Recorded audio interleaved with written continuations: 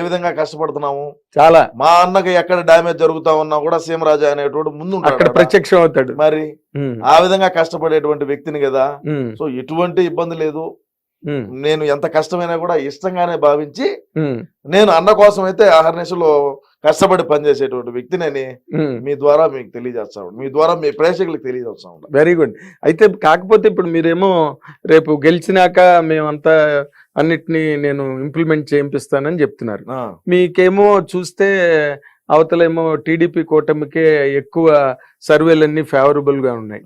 మీదేదో ఒకటో రెండో మీకు వస్తున్నట్టుగా చెప్తున్నారు. ఏదో ఆరామ్ అస్థానం కూడా ఒకటికి ఇచ్చాము, వాడు జగన్మోహన్ రెడ్డి గారితో కల్పించాము. మా వాళ్ళు పోయి కూడా ఒక హోటల్లో ఉన్నాడు, ఆ హోటల్లో ఉంటే కూడా మన వాళ్ళు పోయి శాల్వాలు కప్పి బొకేలు ఇచ్చి స్వీట్స్ ఇచ్చి వచ్చినారు. అయినప్పటికీ మరుసటి రోజు నైట్ కూర్చొని ఈ ఎగ్జిట్ పోల్స్ అని చెప్పి మంత్రులు ఎవరు కూడా గెలిచరు అంటాడు వీడు. మంత్రులు ఎవరు గెలవరు. మరి మంత్రులే గెలవకపోతే ఆయన అంటాడయ్యా, మేమంటాం లేదు కదా సార్, అంతేనా పెద్దోళ్ళు అని చెప్పి మీకు చాలా గౌరవించి మాట్లాడుతున్నాను. లేకంటే నేను నా మాట మీ ఆపక్క ఎవడన్నా గానీ అది మీరు అలాగే మాట్లాడాలి. నేను వేరే విధంగా మాట్లాడేవాడు. మీ బ్రాండ్ అది, మీరు అలా మాట్లాడితేనే అంతర్జాతీయ ప్రధాన కార్యదర్శి. మీరు పెద్దవారు అని చెప్పి నేనేదో మీకు ఆ గౌరవం ఇస్తున్నా. చాలా సంతోషం. అది మీరు నాకు ఇస్తున్న గౌరవానికి. కానీ మీ బ్రాండ్ మీరు పాడు చేసుకోవద్దు, అలాగే మాట్లాడాలి మీరు. అప్పుడైతేనే మీరు బాగా రీచ్ అవుతారు. మీరు చెప్పే వాటిలో తప్పకుండా అదే నేను చెప్పేది ఏంటంటే, ఈడు బఫున్ గాడు, ఈడు ఎవరు, ఈ ఆరామస్థాన్ గాడు మా దగ్గర డబ్బులు తీసుకొని మా దగ్గర ఇది చేసి మంత్రులు ఎవరు గెలవరు. ఈ మంత్రి వారు ఇప్పుడు ఉండేటువంటి కేబినెట్ లో జగన్మోహన్ రెడ్డి కేబినెట్ లో పనిచేసినటువంటి మంత్రులు ఎవరైతే ఉన్నాడో ఎవడో కూడా గెలవడం అని చెప్తాడు. ఒకవేళ ఓడిపోతా ఉన్నా కూడా మనం ఏం చెప్పాలా, గెలుస్తున్నాడు అని చెప్పాలి, గెలుస్తున్నాడని చెప్పాలి. అన్న కోసం పనిచేసినప్పుడు. అవునా కదా, డబ్బులు తీసుకున్నప్పుడు. మరి డబ్బులు దొబ్బినావు కదా, డబ్బులు తీసుకోకుండా ఉంటే నీ సర్వే నువ్వు చేసుకో, నిన్నెవడు కాదంట కదా. మరి నువ్వు డబ్బులు దొబ్బితేవి, మాకే గోటము పెడితేవి, 2 దెబ్బలు మాకే పడా. ఓకే, మరి ఇది బాధే కదా. మరి ఇప్పుడు మరి రోజా లాంటి సూపర్ స్టార్, సినిమా స్టార్ ఆవిడ కూడా చాలా బ్రహ్మాండంగా చేశారు. చేసినప్పటికీ కూడా ఇన్ని సర్వేలు మీ అన్నగారికి అంత వ్యతిరేకంగా ఎట్లాగొచ్చినాయండి? వ్యతిరేకం అంటే 2 రకాలుగా చూసుకోవాలి మనం. జగన్మోహన్ రెడ్డి అన్నకు నేను చెప్పిన మాట ఏంది, నేను చెప్పింది ఏంటంటే, చిన్నాయన్ని ఎవరు చంపినారో చెప్తే 30 సంవత్సరాలు మనమే అధికారంలో ఉంటాం. Point number 1. పాయింట్ నెంబర్ 2, షర్మిలాకి ఇవ్వాల్సినటువంటి వాటా ఏదైతే ఉండదో అదొక ఆస్తు రూపంలో గానీ, అదొక ల్యాండ్ రూపంలో గానీ, ఏదో ఒక రకంగా ఒక వాటా అనేది ఇచ్చేసినావంటే 30 సంవత్సరాల పాటు మనమే అధికారంలో ఉంటావునా. ఈ 2 చెయ్యి నువ్వు అని చెప్పినా. ఈ 2 చెయ్యిలా. ఈ 2 చేయకపోయినప్పుడు నేను దిగిన రంగం లేకుండా. ఓకే, అప్పుడు వచ్చారు. అప్పుడు దాకా నేనేమి మనమే గెలుచాలి, మనమే 175 కొడతాం. Why not 175? మీరు 178 అండి, 3 తగ్గించారేంటి? నేను అంటే ఆంధ్రాలో నేను చెప్పాను. ఆంధ్రాలో అప్పుడు మాట. ఓకే, ఇప్పుడు డిసెంబర్ లో మాట నేను చెప్తున్నా. ఓకే, డిసెంబర్ లో నేను లాస్ట్ ఫైనల్ ఇది ఇంక 3 నెలలే మన కాలేజ్ అవుతున్నది. మనం షర్మిలాను చిన్నాయన చంపినండి, ఈ 2 కన్నా మనం టచ్ చేసి ఇది ఫైనల్ చేసినామంటే ఇంకా మనల్ని ఎవడు మనల్ని టచ్ చేయడు. 30 సంవత్సరాల పాటు మనమే అధికారంలో ఉంటాము. వీళ్ళు ఎంతమంది కూటమైనా సరే, వాళ్ళు అందరూ కలిసి వచ్చినా సరే మనకి ఇబ్బంది లేదు అని చెప్పిన ఆయన విన్నప్పుడు మాకు డ్యామేజ్ జరుగుతుంది కదా. అవును, డ్యామేజ్ జరిగినప్పుడు ఎవడో కూడా దీన్ని ఫుల్ఫిల్ చేయాలి కదా. అవును, చేసేదానికే ఈ సీమరాజా వచ్చినాడు. ఆ రోజు నుంచి ఈ రోజు చేస్తానే ఉండ. అవును, అసలు మీరు గొక్క తిప్పుకోకుండా చేస్తున్నారు వైఎస్ఆర్సీపీకి. నిజంగా తప్పకుండా గొక్క తిప్పుకోవట్లేదు మీరు. అసలు ఏ వీడియోలు చూసినా సరే మా అన్న అన్న అన్న అని చెప్పి అసలు మీరు అసలు మా బాధ దేవుడికి తెలియాలండి. గొంతులు పోయినా, ఆరోగ్యాలు బాగాలేకున్నా, జ్వరాలు వచ్చినా, హార్నెస్లు ఏమే చేసినా, ఎవడు ఎక్కడ ఏది పాయింట్ మాట్లాడినా కూడా దాన్ని తీసుకొని మళ్ళా ప్రజల్లోకి తీసుకొని పోయి మళ్ళా అన్నకి యాడ్ డ్యామేజ్ జరుగుతుందో అని చెప్పి మళ్ళా దాన్ని తిప్పికొట్టి మళ్ళా మా ఆయన నిలబెట్టుకుంటున్నాం ఏం జరిగినప్పటికీ. మరి ఏంటి 3 రోజుల ముందు సజ్జల రామకృష్ణారెడ్డి గారు అలాగా తేలిపోయి మాట్లాడారు. ఒకసారి తేలిపోయి మాట్లాడినాడు అంటే చేసిందంతా ఇడే కదా. చేసిందంతా ఇడే కదా. ఏం చేశారు? సజ్జల గారు చేసిందంతా ఇడే కదా. నాశనం చేసింది ఇడే కదా. నిర్వాకం. ప్రభుత్వ సలహాదారుడు అని చెప్పి పక్కన పెట్టుకున్నాడు. సలహాదారుడు అనేటువంటి వాడు ఇది మన సమాజంలో ఉపయోగపడేటువంటి సలహాలు ఇవ్వాల. అవును. అవునా కదా? అంటే ఎవరికి ఇచ్చిన ప్రభుత్వానికి గాని, ఇటు సమాజానికి గాని, అటు ముఖ్యమంత్రికి గాని, లేదా అధికారులకు గాని, ఎవరికైనా సరే ఇప్పుడు మీరున్నారయ్యా, నువ్వే ఉన్నావు, నువ్వు నాకు ఏదన్నా ఉపయోగపడే సలహా చెప్తే నేను తీసుకుంటా. అవును. ఉపయోగపడే సలహా తీసుకోకుండా ఏదో చెప్పిన వాళ్ళే పారా స్వామి మన పని మంది అని మనం అంటాము. మా ఓడికి అంత దమాకు లేదు, మా ఓడికి అంత దమాకు లేదు, లండన్ లో టాబ్లెట్లు తెచ్చి చేసుకోవాలా. నువ్వేదో చెప్తావు, వీడు అది నమ్ముతాడు. సిపిఎస్ రద్దు ఎందుకు చేయలేదు అంటే మాకు అప్పుడు అవగాహన లేక మాట్లాడినాం అంటాడు. మళ్ళీ అన్నారు కదా, నేనన్నా మాట కాదు, నేనన్నా మాట కాదు ఇది. సిపిఎస్ రద్దు ఎందుకు చేయలేదు అంటే మాకు అప్పుడు అంత దమాక లేదు, మాకు అప్పుడు అంత తెలియక మాకు గుజ్జు మోకాళ్ళలో ఉండింది, మేము అందుకని చెప్పి తెలియక మాట్లాడినావు అని చెప్తే దాన్ని నేను ఏ విధంగా తిప్పి కొట్టాలా, ఏ విధంగా ప్రజల్ని మళ్ళా నమ్మియాలా, మళ్ళీ వాళ్ళని దారికి మళ్ళీ ఏ విధంగా వాళ్ళని ట్రాక్ లో పెట్టాలా. అవును, ఆలోచన చేయండి నాగేంద్ర గారు మీరు. నా పరిస్థితి ఏ విధంగా ఉంటది, నా బాధ ఎట్టుంటది, ఎన్ని రోజులు నిద్రపోని రాత్రుల్లో కూడా గడిపినాయి. మరి ఎందుకు మీ అన్నగారు ఏమో ఆయన్నే ఎప్పుడు ముఖ్య సలహాదారుగా పెట్టుకుని కొనసాగిస్తారు పెట్టేదానికి ఇందుకే ఇందుకే మరి అయినప్పటికీ కూడా మీరు ఇంత జరిగినప్పటికీ కూడా గ్యారంటీగా అప్పుడు 175 అన్నారు, ఇప్పుడు ఇంకో 3 అంటే నాగేంద్ర గారు మీరు ఒకటి చూడండి, తండ్రి పదవిని అడ్డం పెట్టుకొని లక్షల కోట్ల రూపాయలు లూటీ చేసి 16 నెలలు జైల్లో చెప్పకూడదు దీని. ఈ 16 నెలలు షర్మిల రోడ్ల బడిగా తిరిగి తల్లి ఒక దిక్కు, చెల్లి ఒక దిక్కు, పెళ్ళాం ఒక దిక్కు, ఒక్క అవకాశం అని మా ఓడు బయటకు వచ్చిన తర్వాత ఒక కరుణామయుడు లెవెల్లో మీకు సినిమా ఇండస్ట్రీ గురించి, మీరు 40 ఏళ్ల ఇండస్ట్రీ అని నాకు తెలిసింది, మీ సినిమా ఇండస్ట్రీలో కూడా ఎవరు చేయలేనటువంటి నటన మా ఓడు చేసి 151 స్థానాలు అసెంబ్లీ స్థానాలు గెలిచి 22 పార్లమెంట్లు గెలిచి పార్లమెంటుకు పోయినారు 22 మంది, 151 మంది అసెంబ్లీకి వచ్చినారు. ఇన్ని చేసినటువంటి అప్పుడు 151 వస్తే ఇప్పుడు మా ఓడే 5 ఏళ్ల నుంచి అధికారంలో ఉన్నాడయ్యా. మరి ఇప్పుడు 175 ఎందుకు రాకూడదు అనేది నా పాయింట్. 16 నెలలు జైల్లో ఉంటేనే 151 స్థానాలు గెలిచినప్పుడు 5 సంవత్సరాల పాటు పాలన కొనసాగించి తాడేపల్లి ప్యాలెస్ లోంచి కొంపలోంచి బయటికి రానప్పటికీ జైల్లో ఉన్నా కొంపలో ఉన్నా 2 ఒకటే అంతే. ఇప్పుడు మా వాడు బయటకు రావాలన్నా కూడా 1000 మంది పోలీసులు కావాలా, తోపుడు బండ్లు బంధు, షట్టర్లు వేయాలా, బార్కేడ్లు పరదా పట్ల కట్టాలా, పోలీసు వాళ్ళ వలయంలో కవచంలో పోతాడు. జైల్లో ఉన్నా ఒకటే, బయట ఉన్నా ఒకటే కదా, తాడేపల్లి ప్యాలెస్ లో ఉన్నా ఒకటే, ప్రజల దగ్గరికి రానప్పుడు ఎక్కడున్నా ఒకటే. పైన హెలికాప్టర్లో పోతా ఉన్నా కింద ట్రాఫిక్ ఆపుతాడు, పైన హెలికాప్టర్లో పోతా ఉన్నా చెట్లు నరికితివి. ఇంకా మరి మేము ఎందుకు గెలవకూడదు? వై నాట్ 175 అంటాను నేను. అది ఆయన ఉద్దేశం కూడా అదేనా? అన్న కూడా అదే కదా, వై నాట్ 175 అంటాడు కదా. మరి ఏమైతుంది? మరి ఆయన ఏంటి, మీ వేణుస్వామి గారు ఏమో మొన్నటి వరకు మీలాగే జగన్ రెడ్డి గెలుస్తారని సడన్ గా నేను ఒక వీడియో చేశాను, మీరు చూసారో లేదో మరి. మీలాంటి ఒక పెద్దలే, మీకు ఇండస్ట్రీలో ఏ విధంగా అయితే 40 సంవత్సరాలు అనుభవం ఉండదో సినీ ఇండస్ట్రీలో, అదే విధంగా 40 సంవత్సరాల నుంచి కూడా ఆయన ఇదే, అంటే మరి ఈ ఇంత తాంత్రిక పూజలు అయి కాదు, ఒక సిద్ధాంతి గారిని అడిగిన, సిద్ధాంతి గారు ఏంది పరిస్థితి, ఏంది ఈ పరిస్థితి, ఏంది దేనికి పోయినాడు ఆడికి అని నేను మీకు చెప్తా ఉండు. అది ఏ గుడికి పోయింది కూడా చెప్తా, నిన్న పోయిన గుడి కూడా ఏందనేది అది కూడా నేను చెప్తా. అది చెప్పి నేను కంటిన్యూ చేస్తా. ఒక్క నిమిషం ఉండండి. నువ్వు దేవుడిని నమ్మేవాడికి దెయ్యాలతో ఏం పని? Point number 1. మీరు దీనికి సమాధానం చెప్పండి సార్, పెద్దవాళ్ళు మీరు. పని లేదు, దేవుడిని నమ్మేవాడికి దెయ్యాలతో పని లేదు, దెయ్యాలతో ఏమి అవసరమో చెప్పు. చూడియా, సకల శత్రు వినాశనార్థం, సకల శత్రు బాధ నివారణార్థం ప్రత్యేక పూజ నిమిత్తం అస్సాం కామాఖ్య దేవాలయానికి ప్రయాణం. ఇది వాట్సాప్ స్టేటస్. ఎవరిది? వేణుస్వామి.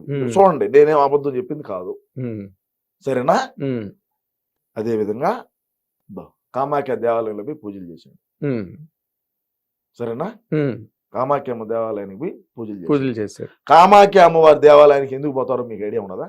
బ్లాక్ మ్యాజిక్ చేసేవాడు ఎవడైతే ఉంటాడో వాళ్ళ మ్యాజిక్ లాడ, వాళ్ళ ఎంత కలేజా ఉండదు, వాళ్ళలో ఎంత శక్తులు ఉన్నాయి అనేదాన్ని ఆడ ప్రదర్శించి వీళ్ళకి నెగిటివ్ ఏదైతే ఉంటుందో ఈ నెగిటివ్ ఆడబెట్టి పాజిటివ్ వైబ్స్ తో వచ్చారు బయటికి. మళ్ళా ఓకే, అర్థమైందా?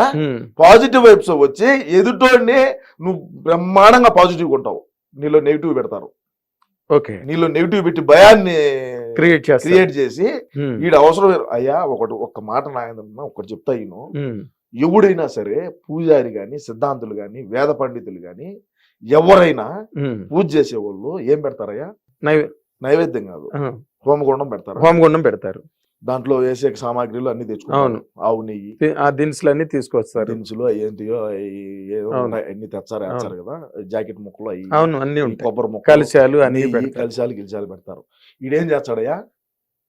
చికెన్ పెడతాడు, చేపలు పెడతాడు, మటన్ పెడతాడు, మందు పెడతాడు.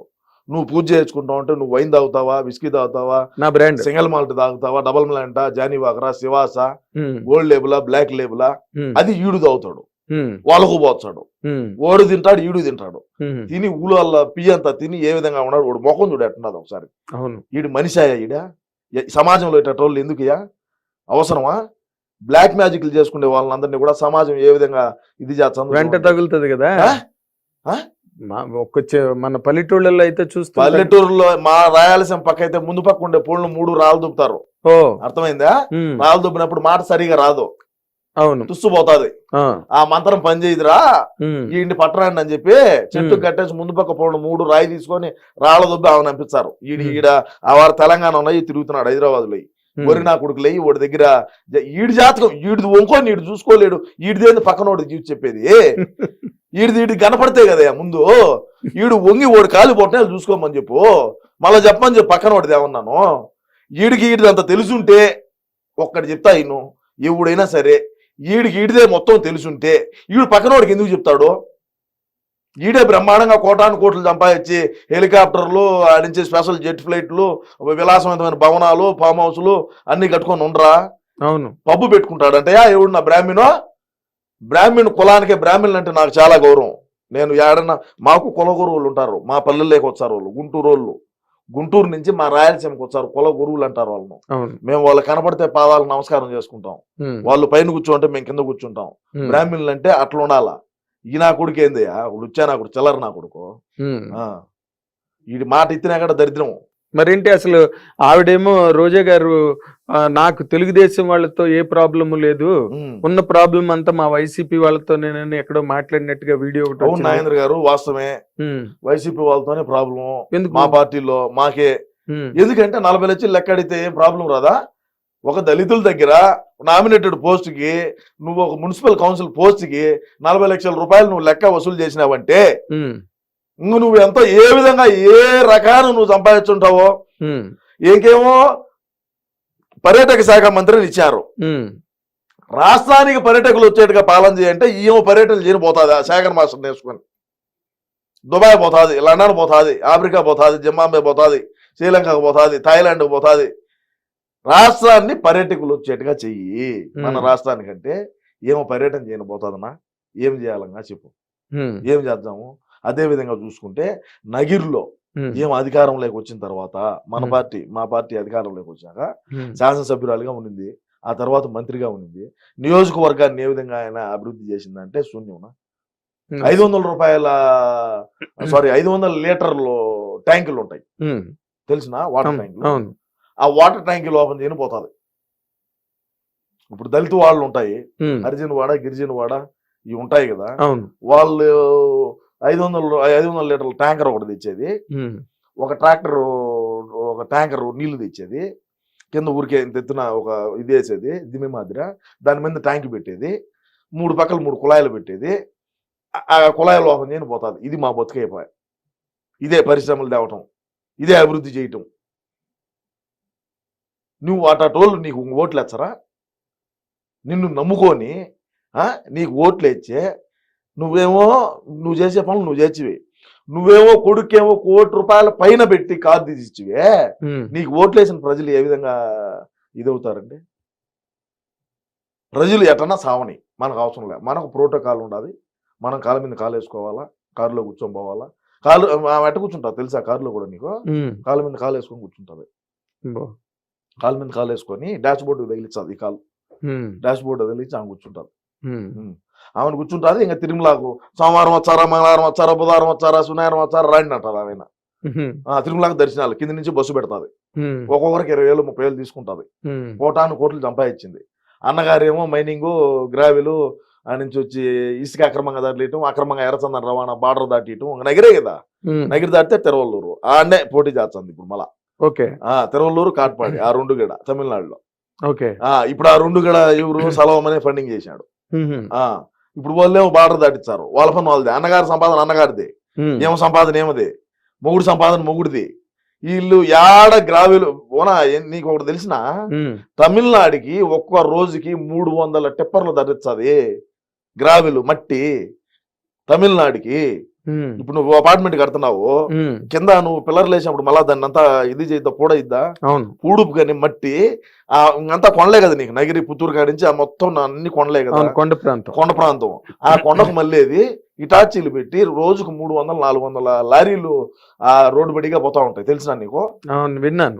300 లారీలు, ఒక్కొక్క ట్రక్ 30,000, రోజుకి ఎంత లెక్క సంపాదించారో వాళ్ళ అన్నగారు అర్థం చేసుకో. మళ్ళా మైనింగ్ కసర్లు ఉంటాయి, మైనింగ్ కసర్లు తెలుసా, జిప్స్ వచ్చేది ఆ ఏరియాలో ఎక్కువగానే ఉంటాయి, ఎందుకంటే కొండ ప్రాంతం కదా. వాటిని ఏమంటారంటే బెనిగిల్ రాయి అంటారు, పెద్ద పెద్ద ఉంటాయి.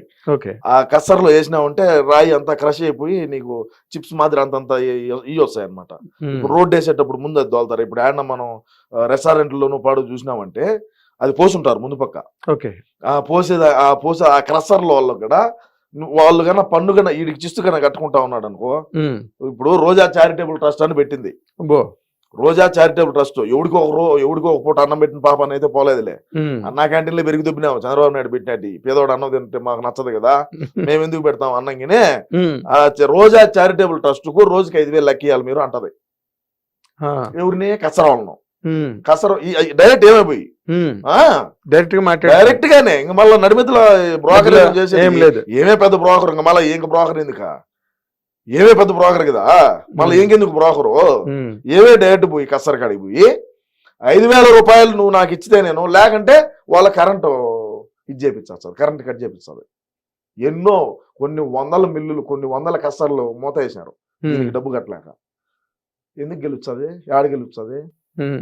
మరి మీ అన్నగారు ఇవేవి చూసుకోరా, ఇవి జరుగుతున్నాయి ఇలాగా డౌన్ ది లైన్ ఇవన్నీ మాట్లాడతావు కదా, ఇంట్లో నుంచి బయటికి రాడి ఆ స్వామి అంటే నువ్వు మళ్ళీ మా అన్నే చూసుకోవడా అంటే. మరి సజ్జల రామకృష్ణారెడ్డి గారు తదితర సజ్జల రామకృష్ణారెడ్డికి రొంత పోతానులా ఆడిగడా. ఇప్పుడు ఎక్కడ ఏ నియోజకవర్గంలో ఎంత ఆదాయం వచ్చినా కూడా సజ్జలకి ఆడికి ఇంతనే పోతుంది. 1% ఓడికి, అన్న పర్సెంటేజ్ అన్నకో, 7% రాష్ట్రాన్ని దీనక్క రేపు రాని 2024లో రాష్ట్రాన్ని పక్క రాష్ట్రానికి అమ్మైనా సరే పోలవరం పూర్తి చేస్తామని కంకణం కట్టుకున్నాడు మా అన్న. అవునా? మన రాష్ట్రాన్ని పక్క రాష్ట్రానికి అమ్మేసైనా సరే పోలవరం అయితే పూర్తి చేయాలని సంకల్పంతో ఉన్నాడు. మరి మీరేమో ఇంత గట్టిగా చెప్తున్నారు. పాము కాటుకు గురవుతారని చెప్పి ఈవీఎం ఎత్తి పగలగొట్టాడు. అలాగా అందుకు నా పగలగొట్టి ఎందుకని మా ఓట్లు పడలేదని. ఈవీఎం మిషన్ పాము దూరింది, ప్రజలు